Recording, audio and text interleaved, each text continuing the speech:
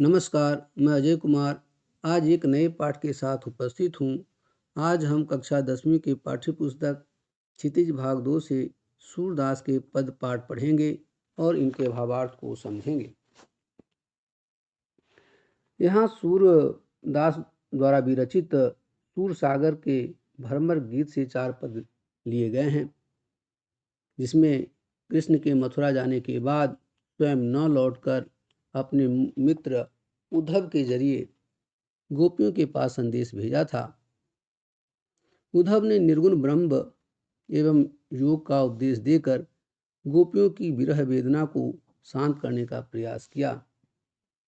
गोपियां ज्ञान मार्ग की बजाय प्रेम मार्ग को पसंद करती थीं। इस कारण उन्हें उद्धव का शुष्क संदेश पसंद नहीं आया। तभी वहां एक भौरा आ पहुंचा और यहीं से भ्रमर गीत का प्रारंभ होता है। गोपियों ने भ्रमर के बहाने उद्धव पर व्यंग्यबाण छोड़े। पहले पद में गोपियों की यह शिकायत वाजिब लगती है कि यदि उद्धव कभी स्नेह के धागे में बंधे होते तो वे विरह की वेदना को अनुभूत अवश्य कर पाते। और दूसरे पद में गोपियों की यह स्वीकारोक्ति कि उनके मन की अभिलाषाएं मन में ही रह गईं, कृष्ण के प्रति उनके प्रेम की गहराई को अभिव्यक्त करती हैं। तीसरे पद में वे उद्धव की योग साधना को कड़वी ककड़ी जैसा बताकर अपने एकनिष्ठ प्रेम में दृढ़ विश्वास प्रकट करती हैं। और अंतिम चौथे पद में उद्धव को ताना मारती हैं कि कृष्ण ने अब राजनीति पढ़ ली है। अंत में गोपियों द्वारा उद्धव को राजधर्म याद दिलाया जाना सूरदास की लोकधर्मिता को दर्शाता है। अब हम पहले पद को देखते हैं और इसके भावार्थ को समझते हैं। उद्धव तुम हव अति बड़भागी, अपरस रहत स्नेह तगातें नाहिन मन अनुरागी। पुरैनी पात रहत जल भीतर, तारस देह न दागी। ज्यों जल माह तेल की गागरी, बूंद न ताको लागी। प्रीति नदी में पाऊँ न बुरियो, दृष्टि न रूप परागी। सूरदास अवला हम भोरी, गूर चाँटी ज्यों पागी।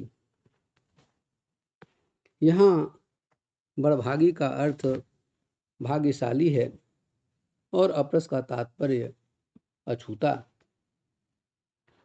तगा का मतलब धागा, पुरैनी पात यानी कमल का पत्ता, दागी का मतलब दाग, माह का मतलब में, पाँव का मतलब पैर, बोरियो मतलब डुबोना, परागी मतलब मुक्त होना और गूर का मतलब यहाँ गुड़ से है।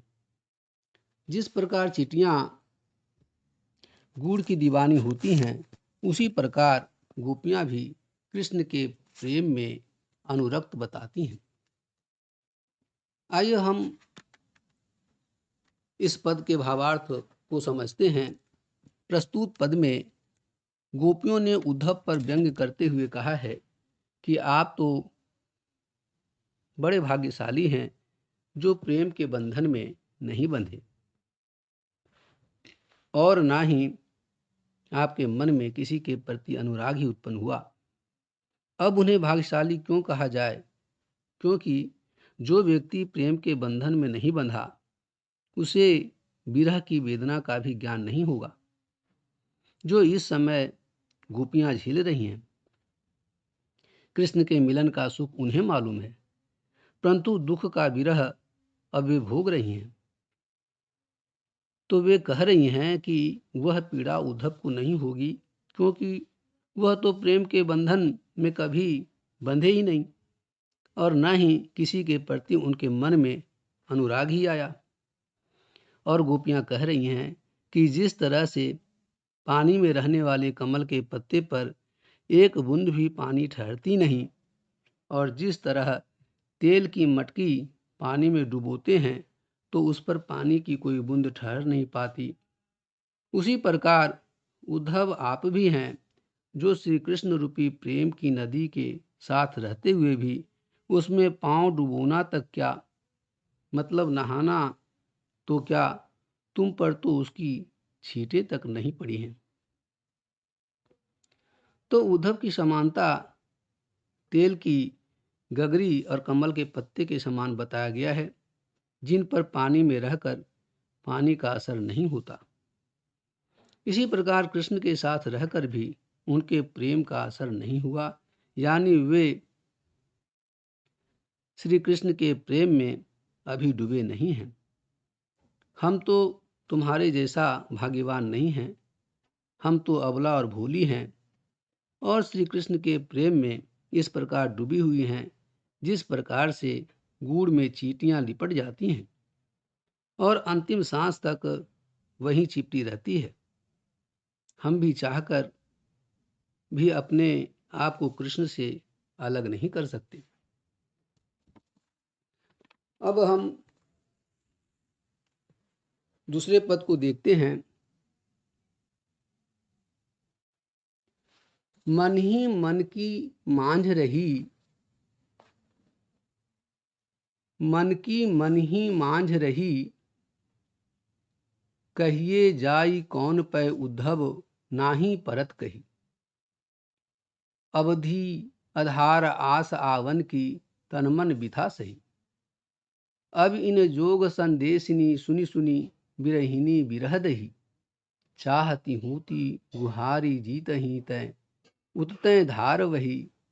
सूरदास अब धीर धरही क्यों मर्यादा लही। अब हम इस पद के शब्दार्थ को देख लेते हैं।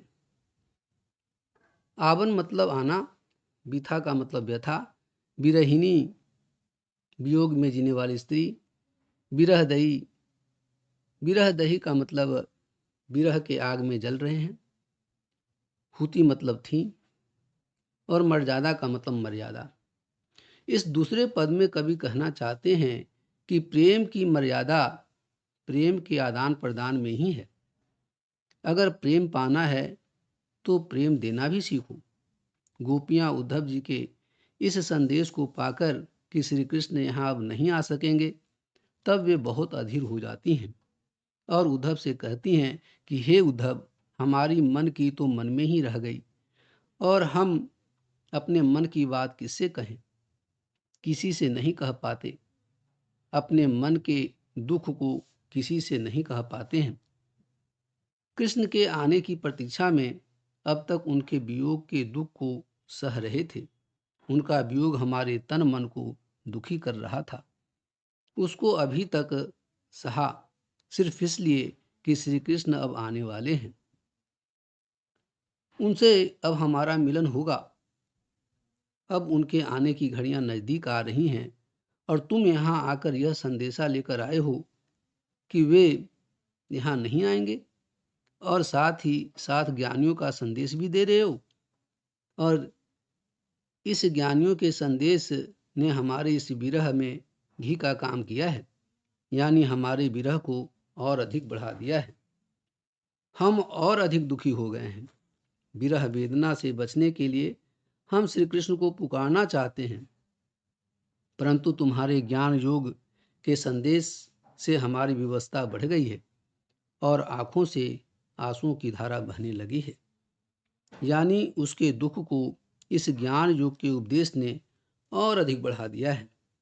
सूरदास आगे कहते हैं कि गोपियां उद्धव से कहती हैं कि जब श्री कृष्ण ने ही प्रेम की मर्यादा का पालन नहीं किया तो फिर हम क्यों धीरज धरें। प्रेम की मर्यादा तो यही होती है कि प्रेम के बदले प्रेम दिया जाए, परंतु ज्ञान योग का संदेश भेजकर श्री कृष्ण ने हमारे साथ छल किया है। अब हम तीसरे पद को देखते हैं। हमारे हरि हारिल की लकड़ी, मन क्रम वचन नंद नंदन उर, यह दृढ़ करी पकड़ी। जागत सोवत स्वप्न दिवस निसी कान्ह कान्ह जकरी। सुनत जोग लागत हैं ऐसो जो करुई ककरी। सूतो व्याधि हमको लय आए देखी सुनी न करी। यह तो सूर तिन्हीं लय सौंपो जिनके मन चकरी। हारिल एक पक्षी होता है और लकड़ी का मतलब लकड़ी, नंद नंदन यानी नंद का बेटा, उर मतलब हृदय, पकड़ी मतलब पकड़ना, करुई मतलब कड़वी, ककरी मतलब ककड़ी, व्याधि यानी दुख, चक्री का मतलब चक्र, घूमने वाला यानी जिसका मन घूमता रहता है, एक जगह स्थिर नहीं रहता। इस पद में गोपियों ने उद्धव के योग संदेश के प्रति अरुचि दिखाई है और कृष्ण के प्रति अपनी अनन्य भक्ति को प्रदर्शित किया है। गोपियां कह रही हैं कि हे उद्धव, कृष्ण तो हमारे लिए हारिल लकड़ी के समान हो गए हैं। जैसे हारिल पक्षी उड़ते समय अपने पैरों में कोई लकड़ी थामे रहता है और उसे विश्वास रहता है कि लकड़ी उसे गिरने नहीं देगी, ठीक उसी तरह हमने मन, कर्म और वचन से नंद के बेटे यानी श्री कृष्ण को अपने हृदय से लगाकर पकड़ा हुआ है, अर्थात उन्हें अपने जीवन का आधार माना है। हम तो दिन भर सोते जागते कान्हा कान्हा जपते रहते हैं। हम श्री कृष्ण के प्रेम के में दीवानी हैं, इसलिए ज्ञान योग की बातें हमें किसी कड़वी ककड़ी की तरह लगती है। उस पर ये ज्ञान योग का रोग हम पर ले आए, जिस पर हमने न कभी सुना, न जिसके बारे में कभी सोचा और न ही इसको कभी भोगा है। हमारे लिए तो यह ज्ञान मार्ग बिल्कुल ही अनजान है, इसे तो हम बिल्कुल ही नहीं जानते। इसलिए आप ऐसे लोगों को यह ज्ञान बांटिए जिसका मन चंचल है, जिसका मन चक्री की तरह घूमता रहता है और एक जगह नहीं टिकता है। हमारा तो मन स्थिर है, हम तो श्री कृष्ण में अपना मन स्थिर कर चुकी हैं। इस ज्ञान का तो हम पर प्रभाव होगा ही नहीं। इसलिए उद्धव, तुम जाओ और किसी और को यह ज्ञान बांटो।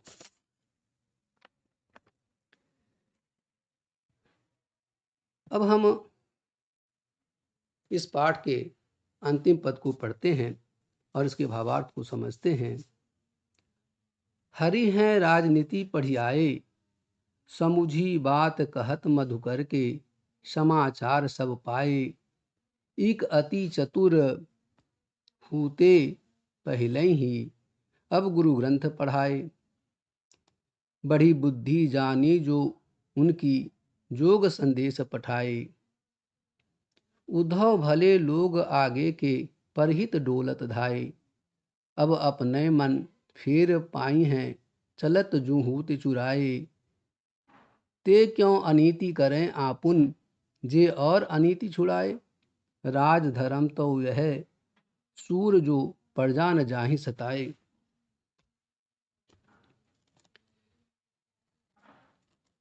मथुरा के राजा बनने के पूर्व श्री कृष्ण को गोपियों के साथ व्यवहार अलग था। गोपियों के प्रति उनका प्रेम था और जैसे वे मथुरा के राजा बनकर मथुरा गए तो उसके बाद उनका व्यवहार इतना बदल गया कि उद्धव के हाथ उन्होंने योग संदेश भेज दिया। इस बात को महसूस करके गोपियां कह रही हैं कि कृष्ण तो किसी राजनेता की तरह हैं जो स्वयं न आकर उद्धव को भेज दिया और वहीं से बैठे बैठे गोपियों का सारा हाल जान लेना चाहते हैं। बहुत चतुर हो गए हैं, पहले तो चतुर थे ही, अब तो लगता है राजनीति के गुरु ग्रंथ यानी बड़े बड़े ग्रंथ भी पढ़ लिए हैं। उनकी बुद्धि शायद बहुत बढ़ गई है, तभी तो हमारे बारे में सब कुछ जानते हुए भी उद्धव के हाथ योग उपदेश भिजवा दिए हैं। वे कह रही हैं, जानते नहीं हैं, व्यंग कर रही हैं कि क्या वे जानते नहीं हैं कि हमारी विरह की पीड़ा शांत होने के बजाय बढ़ जाएगी। उद्धव तो भले इंसान की तरह दूसरे के कल्याण में भले ही आनंद का अनुभव करते हैं, अब उद्धव का पक्ष ले रहे हैं। कि उद्धव तो भले इंसान हैं, वो दूसरों की हित में ही आनंद का अनुभव करते हैं, तो उन्होंने आपकी बात मानी और उन्होंने ज्ञान का संदेश दे दिया, इसलिए हम उनको दोषी नहीं मानते। अब वे अपना सारा गुस्सा श्री कृष्ण पर उतार रही हैं। अब कह रही हैं कि ऐसा लगता है श्री कृष्ण का मन बदल गया है और वे हमसे दूर रहना चाहते हैं, तभी तो हमसे मिलने नहीं आए। उद्धव से कहती हैं, श्री कृष्ण से जाकर कह दो कि वे यहाँ जाते समय जो हमारे मन चुरा कर ले गए थे, हमको वापस कर दें। और फिर आगे कहती हैं कि राजा का धर्म होता है प्रजा को सताए नहीं, और राजा श्री कृष्ण अपनी प्रजा को सता रहे हैं। यहाँ प्रजा यानी गोपियाँ कृष्ण उनके हित की रक्षा करने के बजाय उन पर अन्याय कर रहे हैं।